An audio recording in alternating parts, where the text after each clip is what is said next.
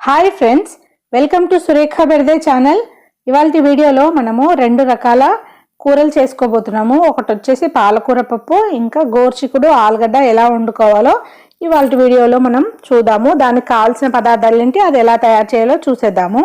ముందుగా దానికోసం ఇక్కడ కందిపప్పు, ఈ గ్లాస్ తోటి మనం 3 గ్లాసుల కందిపప్పు, ఒక 2 గ్లాసుల శనగపప్పు తీసుకొని దాన్ని మంచిగా కడిగేసి పెట్టేసుకున్నాము. ఇంకా పాలకూర అండి, పాలకూర కూడా మనము ఒక 10 పెద్ద కట్టల పాలకూరని ఈ రకంగా శుభ్రంగా కడిగేసి కట్ చేసి పెట్టుకున్నాము.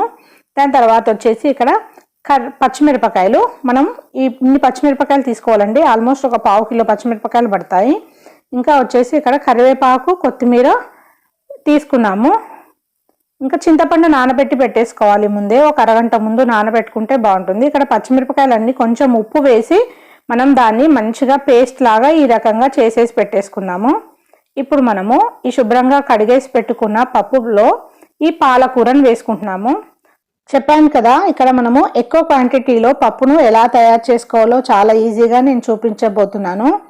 సో ఈ పాలకూరనంతా మనం ఇలా పప్పు పైన వేసేసుకోవాలి. ఇక్కడ మనకు పప్పు 3 గ్లాసుల కందిపప్పుకి 2 గ్లాసుల శనగపప్పు వేసుకున్నాము.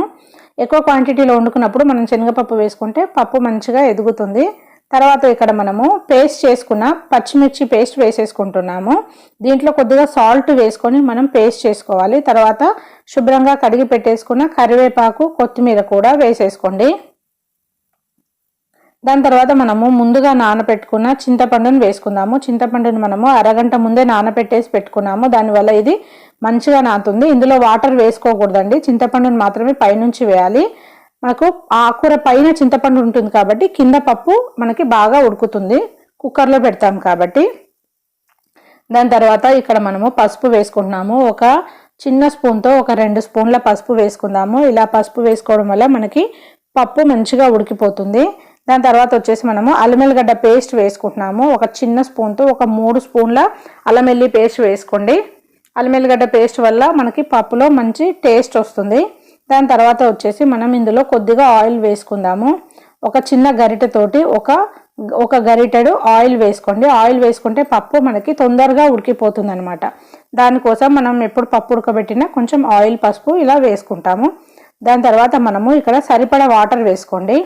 ఇక నేనైతే ఒక 2 చెంబుల వాటర్ వేసుకుంటున్నాను. ఇది ఎక్కువ క్వాంటిటీలో ఉంది కాబట్టి మనకి పప్పు, ఈ పాలకూర అన్నీ కొంచెం మునిగే వరకు వేసుకుందాము వాటరు. అలా వేసుకుంటేనే మనకు పప్పు మంచిగా ఉడికిపోతుందండి. ఇందులో కావాల్సినవన్నీ వేసేసాము. ఇంకా మనము ఇందులో కారం వేరే వేయాల్సిన అవసరం లేదు, ఎందుకంటే మనకి ఈ పప్పులో పచ్చిమిరపకాయల పేస్ట్ వేసాము కాబట్టి అదే సరిపోతుంది. అందులో ఉప్పు కూడా వేసేసాము కొద్దిగా, సో అదంతా సరిపోతుంది. కాబట్టి మనం ఇప్పుడు తగినన్ని వాటర్ వేసేసుకొని దీన్ని మనము మూత పెట్టేసుకుందాము. మూత పెట్టుకొని దీనికి 3 నుంచి 4 విజిల్స్ వచ్చే వరకు స్టవ్ మీద పెట్టుకుందాము. ఎందుకంటే మనకి ఈ పప్పు ఎక్కువ క్వాంటిటీలో ఉంది, ఉడకడానికి 4-5 విజిల్స్ అయితే పడతాయి. 4-5 విజిల్స్ పెట్టుకొని ఒకసారి ఉడికించుకుంటే మనకు ఈ పప్పు అంతా మెత్తగా మంచిగా ఉడికిపోతుందండి. చూడండి, ఈ రకంగా నేనైతే ఉడికించేసుకున్నాను. ఇది ఇప్పుడు చక్కగా ఈ రకంగా ఉడికిపోయింది. దాన్ని ఈ రకంగా చక్కగా రుబ్బేసి పెట్టేసుకున్నాను. ఇప్పుడు మనం పోపు కోసం స్టవ్ మీద ఒక గిన్నె పెట్టుకున్నాము. గిన్నె పెట్టుకొని దాంట్లో మనకి ఒక 3 గిన్నెల ఆయిల్ వేసుకుంటున్నాము. గిన్నెలంటే ఇది చిన్న గరిట అండి, దాంతో వేసుకున్నాము. తర్వాత మనం ఇక్కడ ఆవాలు వేసుకుందాము. ఆవాలు ఒకసారి బాగా చిటపటలాడాలి నూనెలో. ఆడిన తర్వాత మనం జీలకర్ర వేసుకుందాము. ఇవన్నీ మనం 2 స్పూన్స్ వేసుకుంటున్నాము. దాని తర్వాత కొద్దిగా శనగపప్పు వేసుకోవాలి. దాని తర్వాత కొద్దిగా మినపప్పు వేసుకోవాలి. మనం మామూలుగా పోపులో ఏమేమి వేస్తామో అవన్నీ వేసుకోవచ్చండి. అవన్నీ వేసుకుంటేనే మనకు పోపు బాగుంటుంది. తర్వాత ఎండుమిరపకాయలు ముందుగా సుంచి పెట్టేసుకున్నాము. ఆ మిరపకాయని కూడా ఇందులో వేసేసుకున్నాము. వేసుకొని ఇదంతా ఒకసారి బాగా నూనెలో కొద్దిసేపు మగ్గనివ్వాలి. అది మగ్గే వరకు ఒకసారి మనం స్పూన్తో కలుపుకున్నాము. దాని తర్వాత ఎల్లిపాయలను పొట్టు తీసి ఇలా చిన్న ముక్కలుగా కట్ చేసి మనం పోపులో వేసుకుంటే పప్పుకి చాలా మంచి టేస్ట్ వస్తుంది. ఈ ఎల్లిపాయలు పోపులో వేయగానే ఒక మంచి స్మెల్ వస్తుందండి. అవి కొద్దిసేపు మనము వేగడానికి వదిలేయాలి నూనెలో. దాంతో మంచి ఫ్లేవర్ వస్తుంది అండ్ ఆరోగ్యానికి ఎల్లిపాయలు కూడా ఎంతో మంచిది. ఇప్పుడు చూడండి, మనకి ఇక్కడ పోపు రెడీ అయిపోతుంది. దాంట్లో చివరిగా మనము కొంచెం కరివేపాకు వేసుకొని చక్కగా కలిపేసుకున్నాము. కరివేపాకు వేసుకున్న వెంటనే దూరం జరగండి. దాని తర్వాత ఇక్కడ పసుపు వేసుకుంటున్నాము పోపులోకి. పోపులోకి పసుపు వేసుకొని ఒకసారి మంచిగా కలిపేసుకున్నాము. మనము పప్పు ఉడికిన తర్వాత దానిపైన కొన్ని వాటర్ ఉంటాయి కదా, అవి తీసేసి పప్పు రుబ్బుకుంటాం కదా, ఆ వాటర్ని ఇక్కడ వేసేసుకుంటాము. సో ఇప్పుడు మనకి ఇక్కడ పోపు అయితే రెడీ అయిపోయింది. ఇప్పుడు మనం ముందుగానే రుద్దేసి పెట్టుకున్నాము పప్పు ఉడికించిన తర్వాత.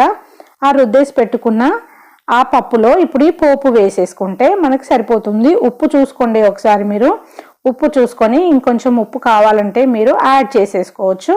ఇక్కడ చూడండి ఇప్పుడు మనకు పప్పు రెడీ అయిపోయింది. చూడండి ఎంతో యమ్మీ టేస్టీ ఉన్న ఈ పాలకూర పప్పు మనం ఎక్కువ క్వాంటిటీలో కూడా చాలా ఈజీగా తయారు చేసేసుకోవచ్చు.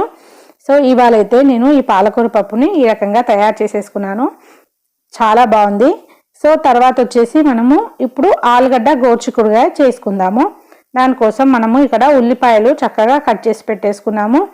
ఇంకా మనకి ఇక్కడ కొబ్బరి ఇంకా పచ్చిమిర్చి పేస్ట్ అండి, ఇది కొబ్బరి పచ్చిమిర్చి వేసేసి ఇలా పేస్ట్ చేసుకున్నాము. ఆలుగడ్డల్ని చక్కగా తొక్క తీసేసి కడిగేసి వాటర్లో వేసేసి పెట్టేసుకున్నాము. ఇంకా మనము ఇది ఒక 1 kg చిక్కుడుకాయ తీసుకున్నాము. దీన్ని కూడా మనం చక్కగా కట్ చేసేసుకున్నాము. ఇంకా ఇక్కడ వచ్చేసి కరివేపాకు తీసుకున్నాము. ఇప్పుడు ఇవన్నీ రెడీగా ఉన్నాయి. మనము ఇది కూర ఎలా ఉండాలో చూసుకుందాము. దానికోసం స్టవ్ మీద ఒక గిన్నె పెట్టుకొని దానికి సరిపడా ఆయిల్ వేసుకున్నాను. ఒక 3 స్పూన్ల ఆయిల్ అయితే పడుతుంది. దాని తర్వాత ఇందులో సన్నగా తరిగి పెట్టుకున్న ఉల్లిపాయలు వేసేసుకోవాలి.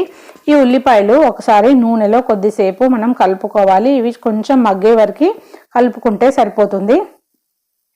ఇక్కడ చూడండి మగ్గిపోయినాయి ఉల్లిపాయలు. దాని తర్వాత అందులో కరివేపాకు వేసుకుందాము. వేసుకొని ఒకసారి కలిపేసుకుందాము. దాని తర్వాత ఇందులో అల్లం ఎల్లిగడ్డ పేస్ట్ వేసుకుంటున్నాము.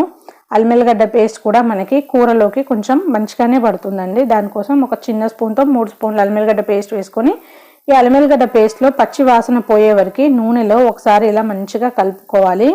1 నిమిషం పాటు ఇలా కలుపుకుంటే దీంట్లో ఉన్న పచ్చి వాసన అంతా పోతుంది. దాని తర్వాత ఇప్పుడు ఇందులో మనము కొద్దిగా పసుపు వేసేసుకుందామండి. ఒక చిన్న స్పూన్తో ఒక 2 స్పూన్ల పసుపు అయితే పడుతుంది. సో పసుపు అంతా వేసుకున్న తర్వాత మనం దీన్ని ఒకసారి బాగా కలిపేసుకున్నాము. ఈ రకంగా కలిపేసుకున్న తర్వాత మనము ముందుగా కట్ చేసి పెట్టుకున్న ఆలుగడ్డల్ని ఇందులో వేసుకుంటున్నాము. ఈ ఆలుగడ్డలు మనము తొక్క తీసేసి చిన్న చిన్న ముక్కలుగా కట్ చేసుకొని కొంచెం ఉప్పు వేసిన వాటర్లో పెట్టేసుకున్నాము. అందుకని మనకి కలర్ మారకుండా ఉంటాయి. ఇవి మనకు మంచిగా గోలిపోయినాయి నూనెలో. దాని తర్వాత మనం కట్ చేసి పెట్టుకున్న గోరుచిక్కుడు వేసేసుకుంటున్నాము. ఈ రకంగా మనము చిన్న చిన్నగా కట్ చేసుకోవాలి గోరుచిక్కుడిని. ఇదంతా మనము నూనెలో వేసేసుకున్న తర్వాత ఇదంతా బాగా మగ్గే వరకు ఒకసారి కలుపుకుందాము.